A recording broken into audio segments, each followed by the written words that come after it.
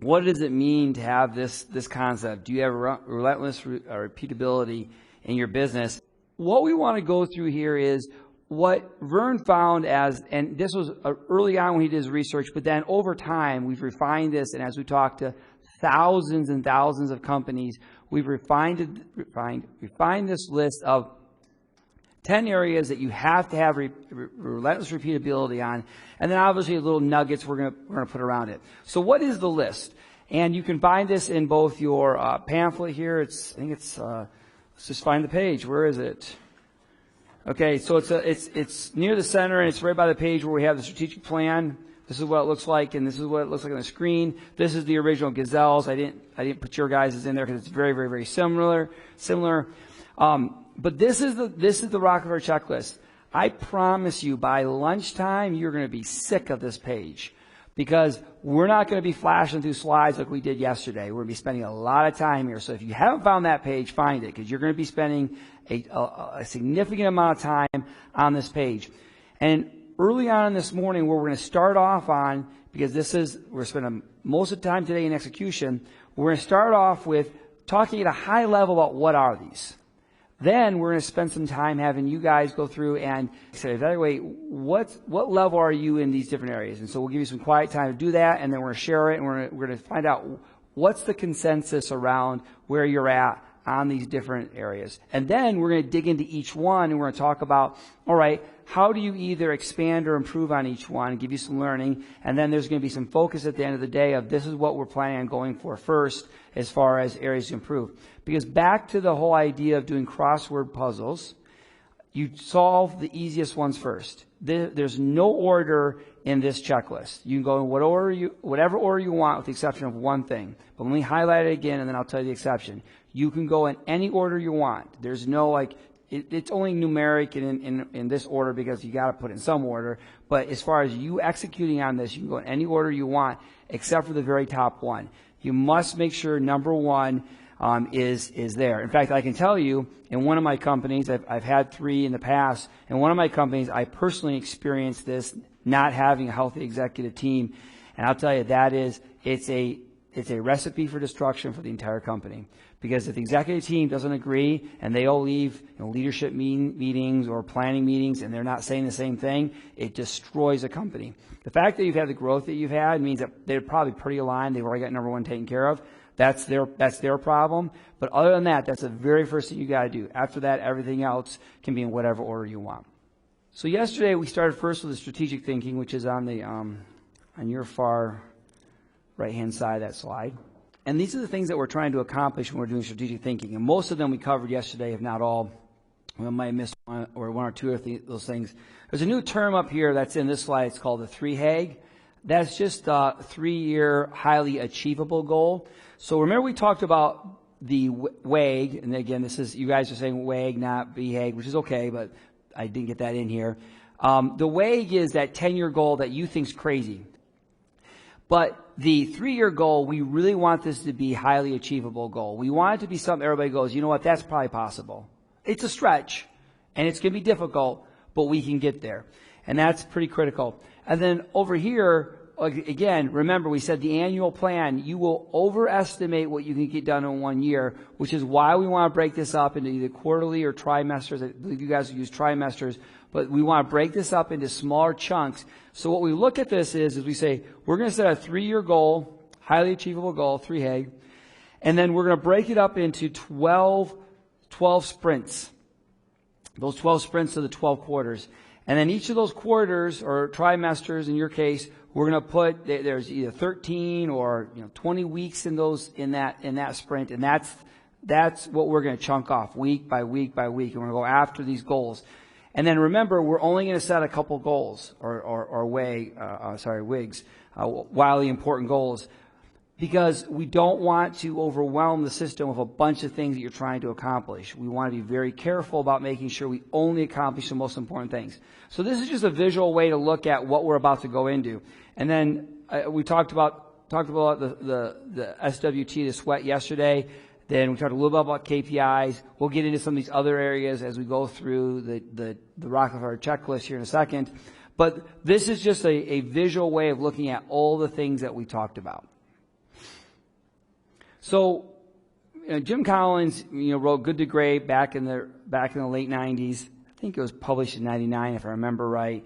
And he had 6 years of research to back it up. And there was so much wisdom that came from that book. We still talk about it today.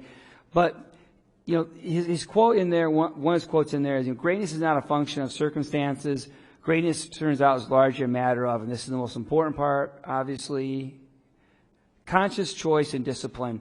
And if you look at any of the motivational speakers today, you look at anybody who's out there trying to really get people to get peak performance, they will tell you that this is the one thing you have to do over and over. It's just consistency, consistency, consistency.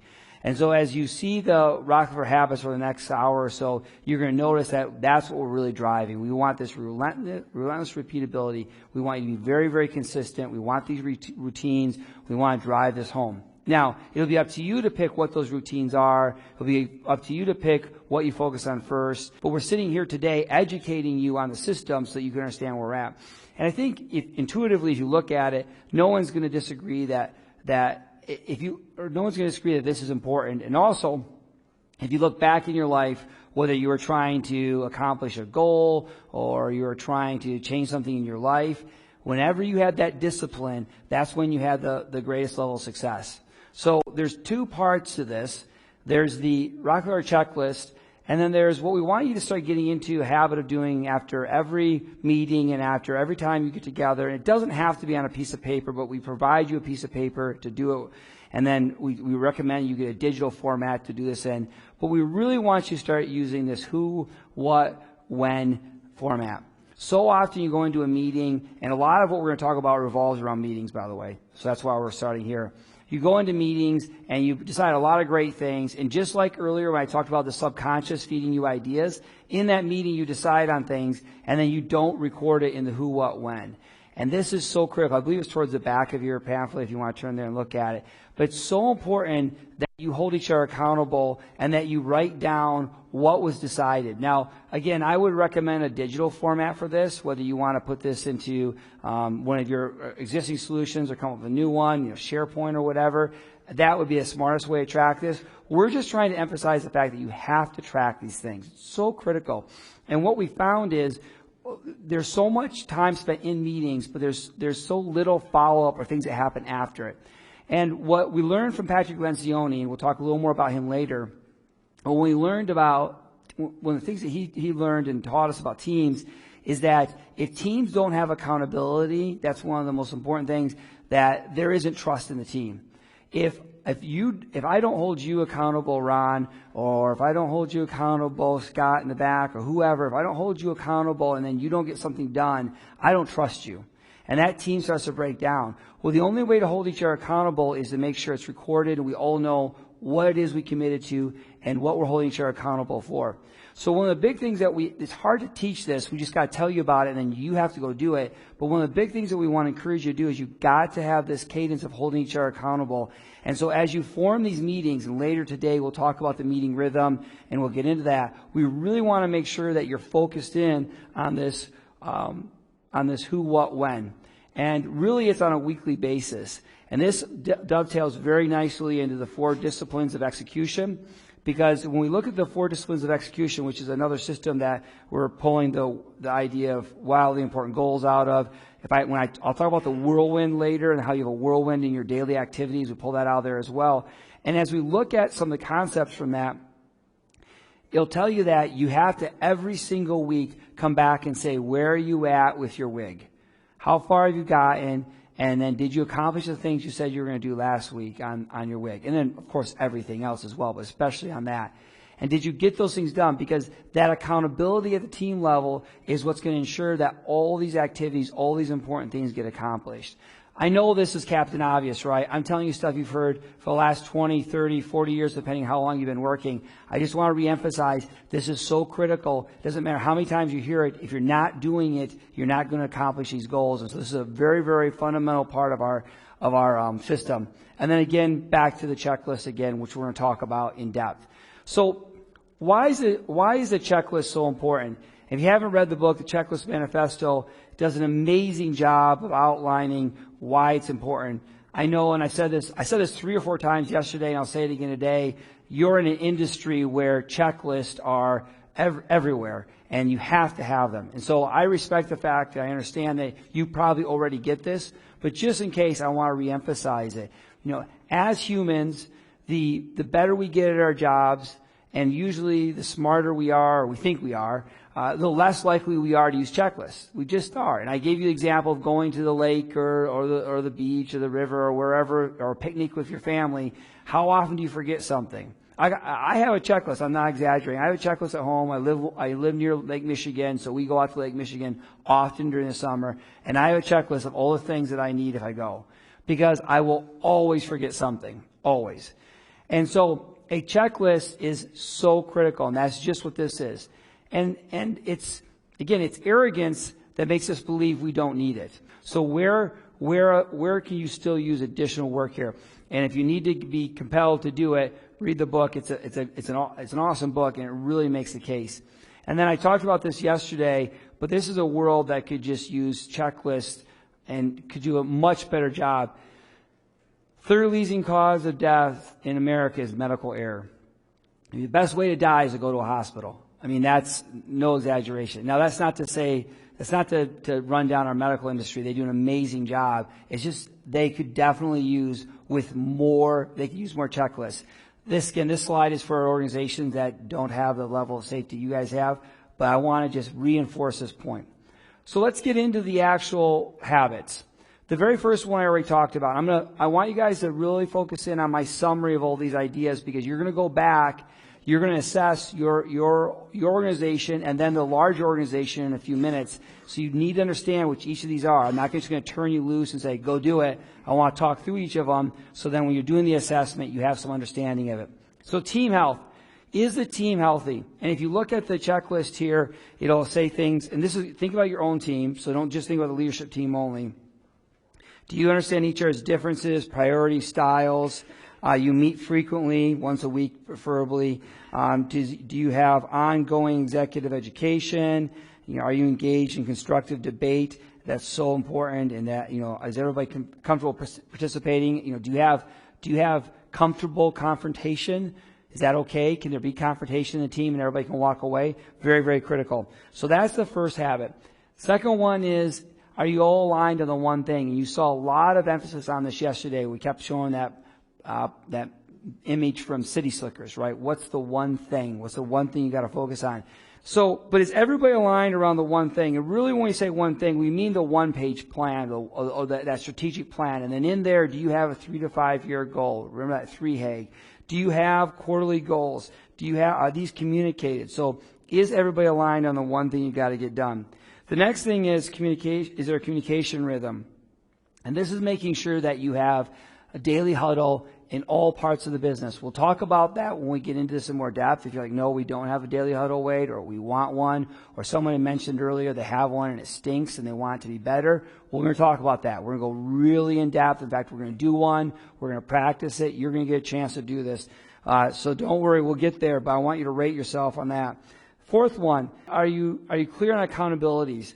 This is something I talked about a little bit earlier when it comes to teams. We want to make sure we have the face and the pace filled out. We want to make sure everybody knows their roles. We don't want to have any ambiguity. This even goes beyond just the executive level. And inside the bases or inside your departments, is it clear who's responsible for what?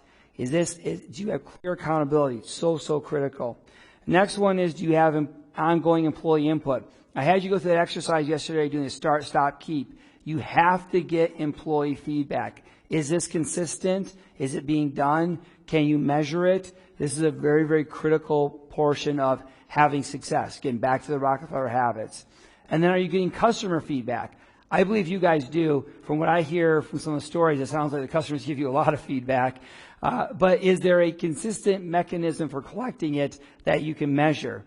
I'm assuming based on what you do, there is. But this is going to be one of the questions we're going to ask. You'd be surprised at the businesses who don't have this and how big a problem this is. The next thing is, are your core values and your purpose, and is everything alive in your organization? So you have the core values. They're well published. It sounds like some people have rated you well on that you actually live them. Does everybody know them? Is your purpose alive? Where would you rate yourself on this? And where would you rate your base or your department? The next one is, can the employees articulate the strategy? Can they tell you what the strategy is? Can your frontline people tell you what the strategy is, what's going on in the business? The next one is, can the employees quantifiably answer, did they have a great week? I don't know what the number is for you, but is there a number where you can measure, did I have a great week? Did I have success? Revenue will always be there. So be very careful basing this on a revenue number. You want to base this on something that relates back to generating a lot of revenue. Something that is the key, the leading indicator to generating revenue. We're going to go deep into KPIs later today. And then finally, plans and performance. Does the company have them, and are they visible to everybody? We're talking about the screens. I should have taken a picture of this and brought it with me. I didn't. I have a friend who owns a lawn maintenance business. And I don't mean this in a demeaning way, but they only do about $3 million a year in revenue. And they're a great company. They're great people. That's not to mean demeaning. It's just they're not a big company, right? This is a very small organization.